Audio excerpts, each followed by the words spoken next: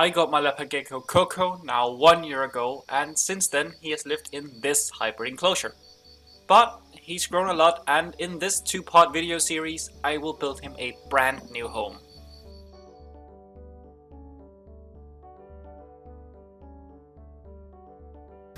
As you all know by now, Coco soon needs a new terrarium. And this is not the terrarium, but it is the cabinet that the terrarium will stand on. So I figured I'd include this as well. I'm not going to show you the process of me building this, because that will take forever. So instead, I'm just going to show you the finished product by doing this old trick. And here is the final product. The measurements of the cabinet is 162 centimeters long, 77 centimeters high and 43 centimeters deep. And as you can see here, there's also an ADA 30p aquarium, which I will be scaping sometime soon in the future, so stay tuned on the channel. Now we can move into the build itself of the terrarium. Okay, so this is the terrarium that we're going to use for the build. This is the Exo Terra Large Wide Terrarium, and it also comes with this background right here, but we're not really gonna use it, so I'm probably gonna put this to use otherwise. We're gonna build our own background and we're gonna build everything in here ourselves. This terrarium is in measurements 90 centimeters across, 45 centimeters in depth, and also 45 centimeters tall.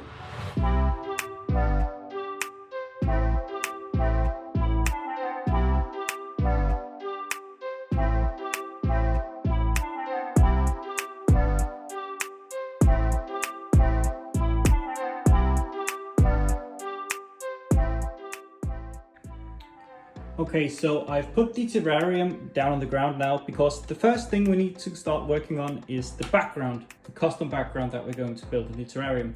And for this, I have purchased this scaping foam, and I'll simply just spray this all across the background of the glass here, and then once it dries, we'll cut into pieces. So that's the first thing we need to get started on now.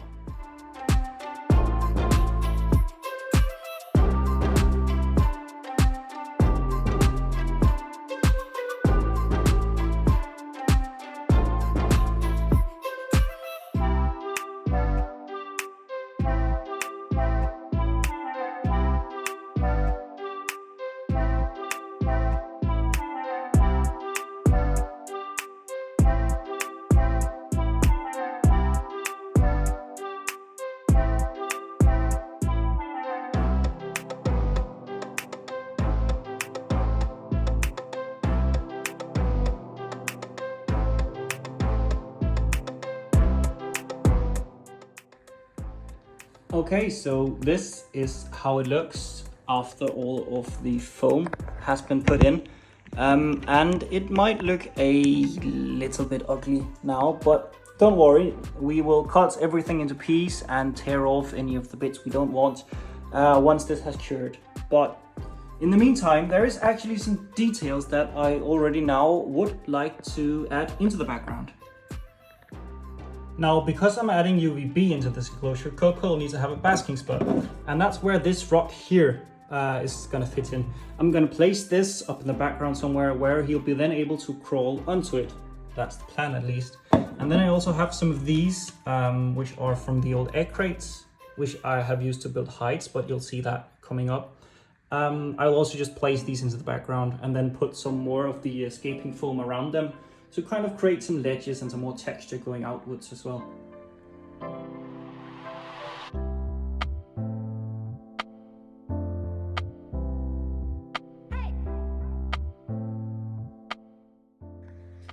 Okay, so while we're waiting for everything down here to kind of get dry and get cool, we can get started working on some of the hides. I have made this in advance, which essentially is meant to be like a tunnel he can use between. So it'll be here in the middle, so he can cross from the warm side over to the cold side by using this tunnel here. But in order to actually place it in with the background, we need to have it covered, or else it's just gonna look ugly. So that's what we're gonna do now. And the approach that I'm gonna take is I'm gonna cover the inside first, back here, with expanding foam as well.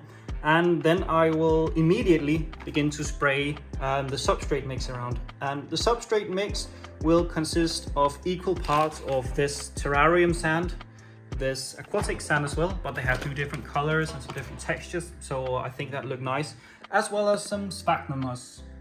And this will all go in here, and then hopefully the scaping foam will expand to the other side, so we can just do the same immediately here as well. Or else we'll just have to use silicone here, but let's see how that goes.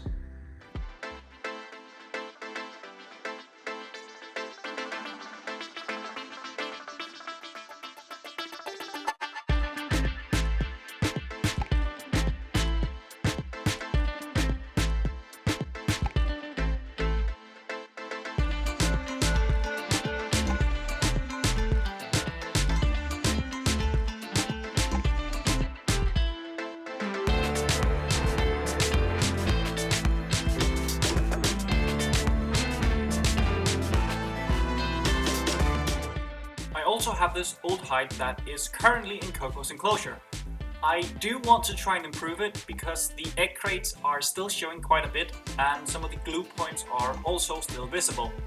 So I'm going to take it out of his enclosure and simply take all of the slate apart until I'm left with only the crate structure, which essentially is the skeleton.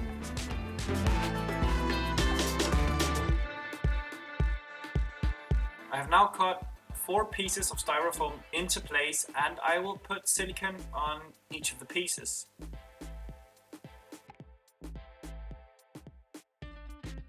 And then I'll glue them onto the skeleton. And then we have assembled this little hut. Now, to make the hut more visually appealing, I first tried to sprinkle some of the old terrarium substrate onto it, but much like the sand mix, this didn't really cover anything, so I decided to stop after covering only the top and go back to the drawing board.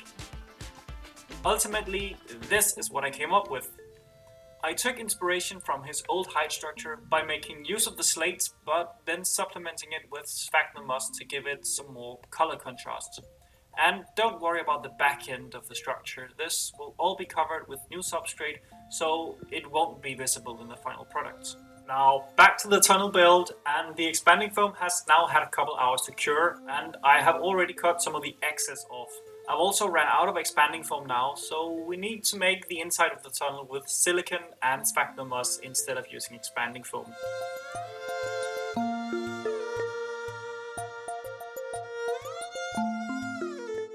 The reason for why I'm gluing most of the inside and using expanding foam on the structure that will essentially be covered in substrate is because I do not want there to be any gaps in the tunnel where substrate can potentially enter and block off the tunnel for Coco. Also, from the sides I will be able to look into the tunnels, so I would prefer it if I could not see the egg crates at all, so it also helps visually as well. It is now the next day and the scaping foam has had time to cure overnight. That means that we can now cut off all of the excess and begin carving out the layout of the background. And my idea here is to create smooth surfaces that the silicone will stick easily to, but I also do want there to be some textural differences that will create a nice visual effect.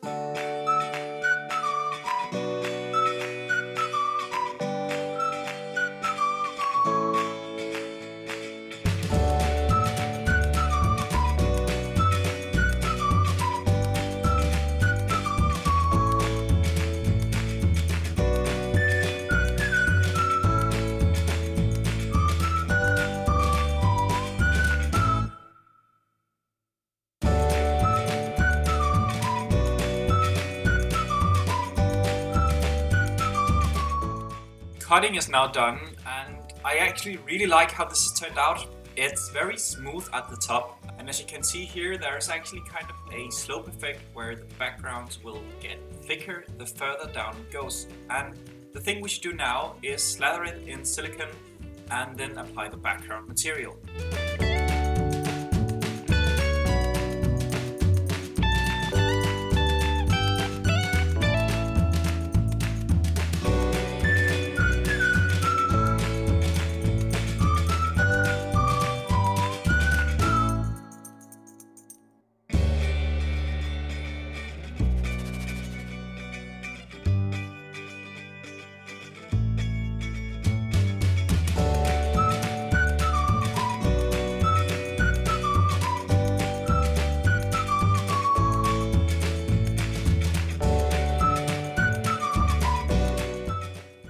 material I'm going to be using for the background is a mixture of substrate, some of the sand mix, and also some sphagnum moss as well.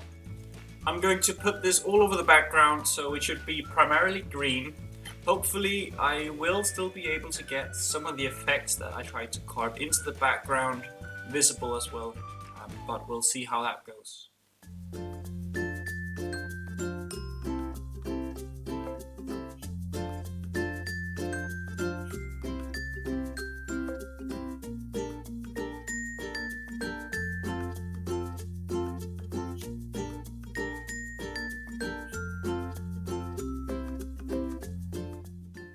With the background now completed, the silicone would then have to cure for a few hours before I could try to move it.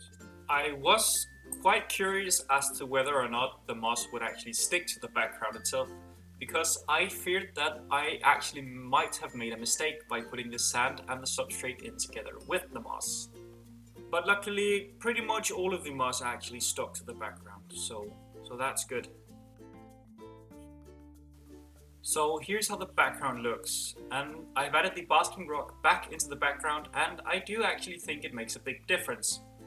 I also do think that the background would look much better once the lighting is added onto the terrarium, because now I do think it just pretty much reminds me of a bad football pitch. There are also some bare patches where the moss simply have fallen off, so I'll try to cover those now.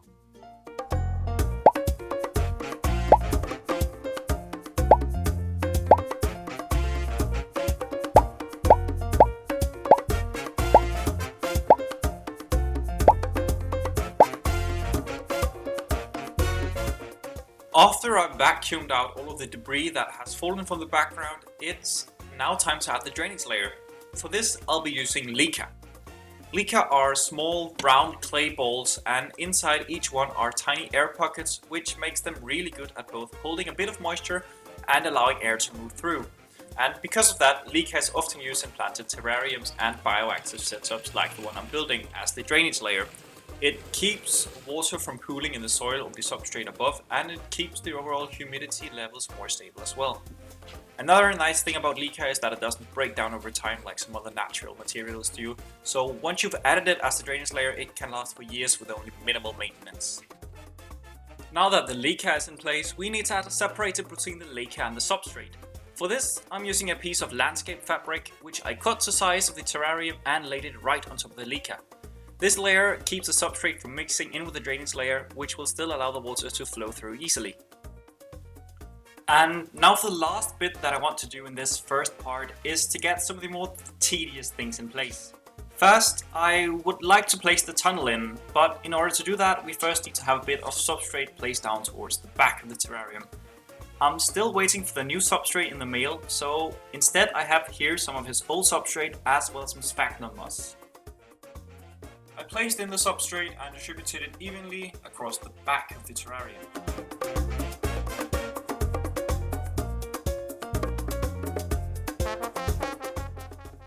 And then I added in the tunnel. Remember, the white egg crates that you'll see here, which is visible, will eventually be covered with substrate, so there's no need for me to cover it up now.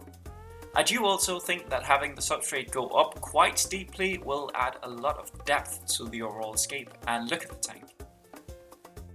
And with that in place, it enabled me to anchor some of the wood in this way. I wanted to create a visual effect where it looked like the wood supported the basking stone. I did this by putting silicone on both ends of the wood, effectively gluing it to both the basking rock and the tunnel as well. I also added in another rock on top of the tunnel where the wood needed another anchor point in order to support the weight. I lastly covered the visible silicone with some sphagnum moss as well in order to make it look a bit nicer. The first thing I want to do today is to get in the heat mats, because I'm not going to be using a ceramic heater because I already have some equipment that I can use. This is a heat mat that has a built-in thermostat as well, and it's from Terrario. Coco's had this in his enclosure for a year now, and it has worked very well, I think. So I'm going to put it in here on the left side of the tunnel, where I want his warm side of the enclosure to be. And with that in place, the next step is to add in the new substrate. I'm going to be using the Earth Mix Arid substrate from Arcadia. I have used this in his previous setup as well, and it has done a pretty good job, all things considered. When placing in the substrate, I made sure not to put too much on top of the heat mat. Coco likes to lay on flat pieces of slate, so I put the pieces of slate directly on top of the heat mat and filled only the crevices between them with substrate. But in the cooler side, I made sure to add a deep layer of substrate so the plants can grow healthy root systems, and so Coco can dig as well if that's what he feels like.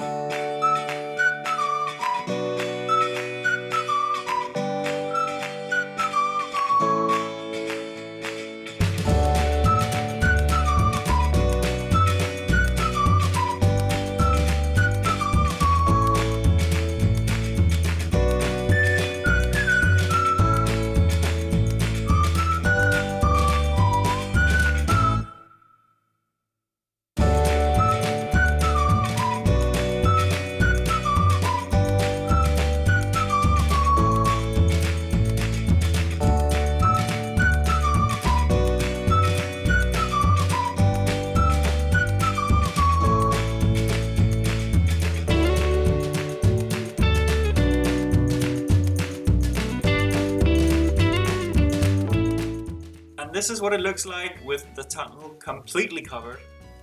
I've also gone ahead and added the hide that we built in part 1, and this will act as Coco's cool hide.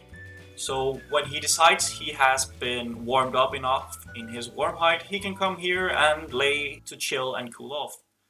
And as mentioned before, there's also a lot of slate over here on top of the heat mat.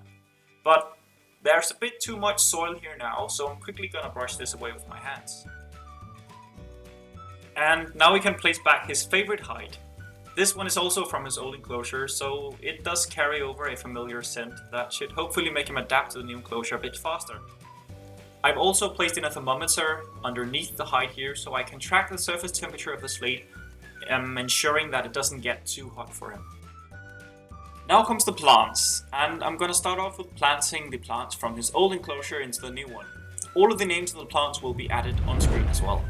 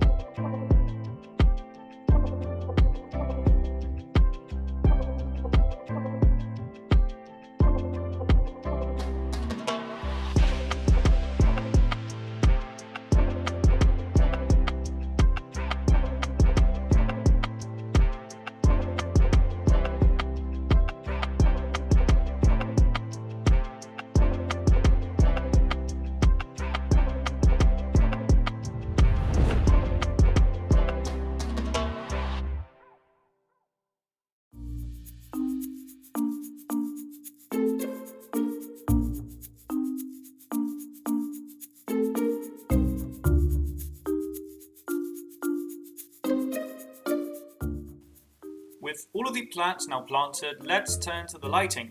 I have purchased myself the Terra Compact Top 90, which actually fits the terrarium perfectly. And inside the lighting rig I have purchased two 13 watts natural light bulbs from Terra and one Terra UVB 100 lighting.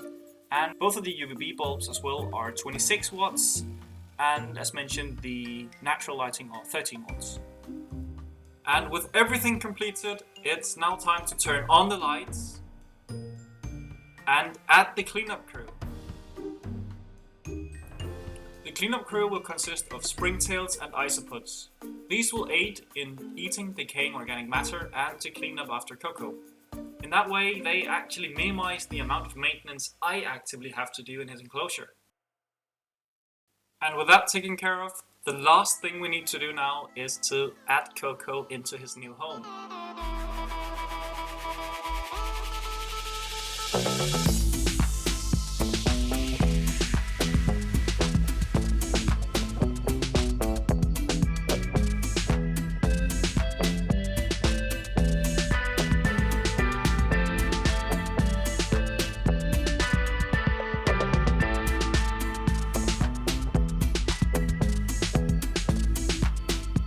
I really do think that the terrarium has come together very nicely.